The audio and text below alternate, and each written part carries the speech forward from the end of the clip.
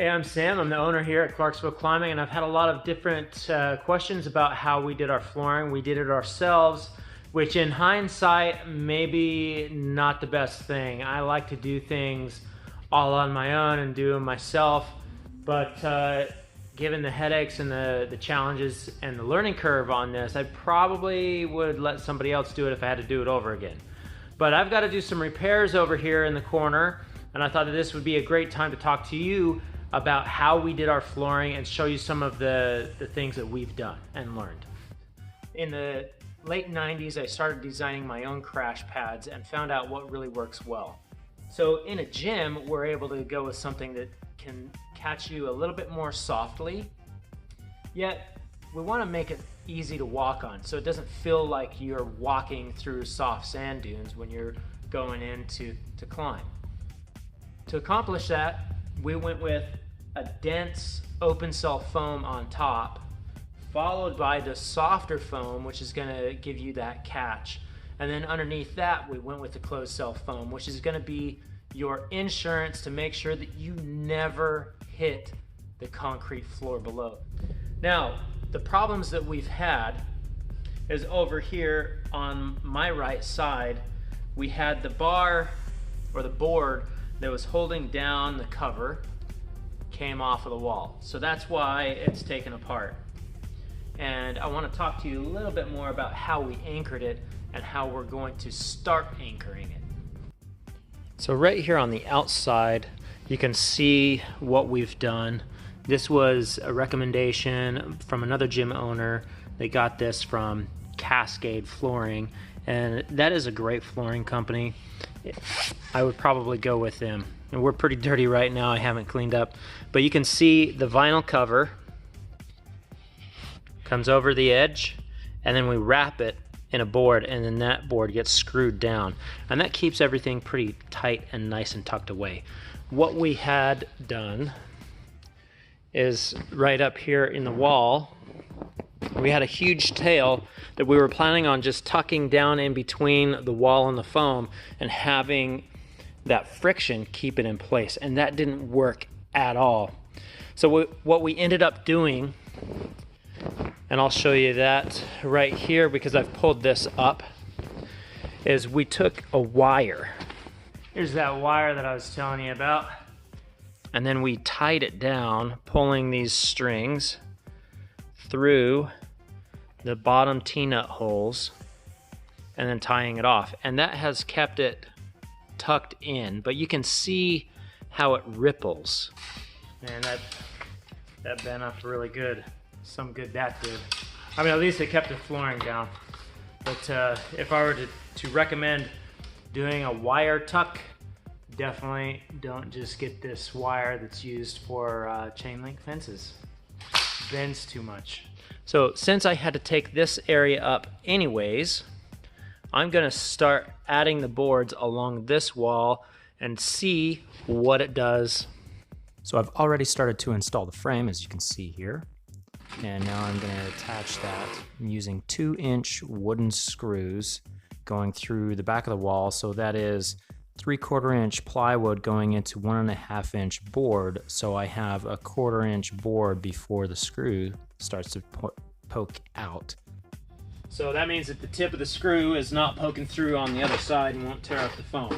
I'm going to rip a 1.5 inch strip off of this foam so it has room for the board to go down in there.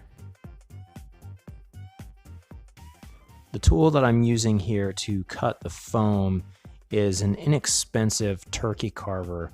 It's worked extremely well for us. It's cut all of the foam that's in our gym, which is quite a bit. If you want to have the exact one that I'm using, which has worked well for us, I will have a link for you in the description down below so you can get that exact one. You may have noticed here that there are a lot of different pieces to my flooring. And yes, it would be better if there was just one big sheet of foam on top with no seams, but we weren't able to do that. And if you can't do that, It's okay as long as you overlap those seams. You cannot allow to have one seam go all the way down through the floor. We have 4 layers of foam that we can overlap and protect against that.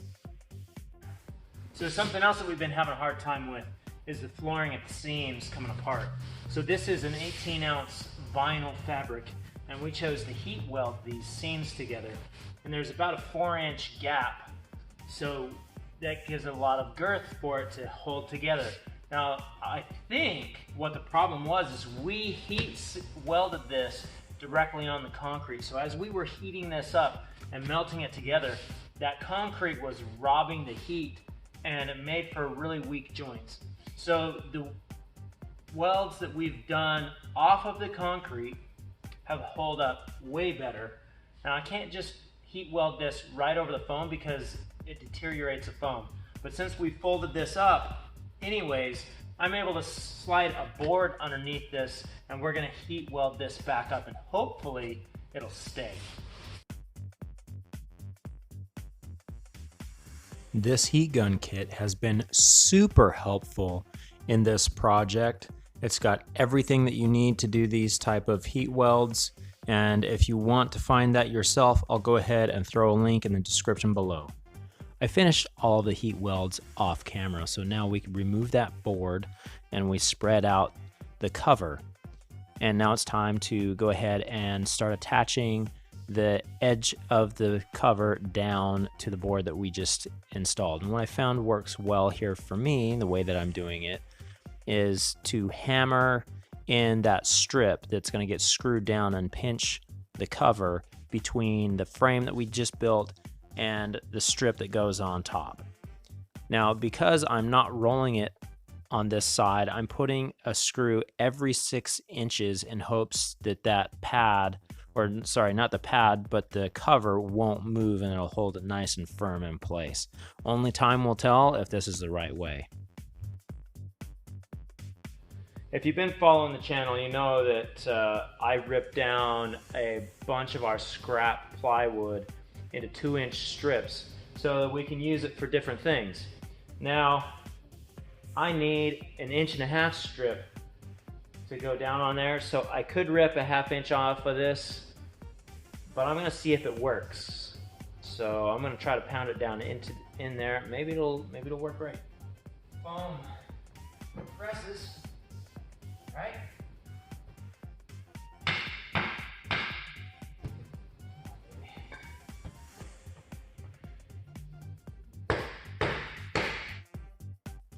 So the 2-inch strip was a tight fit, but I was able to get it in. So now I'm marking the final board, and I'm going to put that in place. But before I do that, I realize that I need to fix this corner. The vinyl cover has been messed up from various tries and attempts. So I'm adding a piece to this corner so I have enough to go into that area. And now I'm going to tuck it back down in and finish that off. So far, it's working out really well. I'm really happy with how it's going down and getting tucked in. Again, it's just gonna be time. Hopefully this works out well over time, and then we'll do the rest of the jam this way.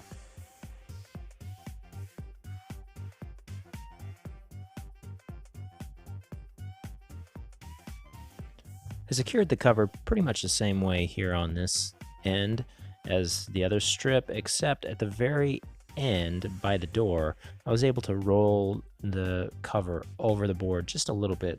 That's going to help the presentation a little bit better. I think it looks better having that strip covered, and I think it's definitely going to hold better.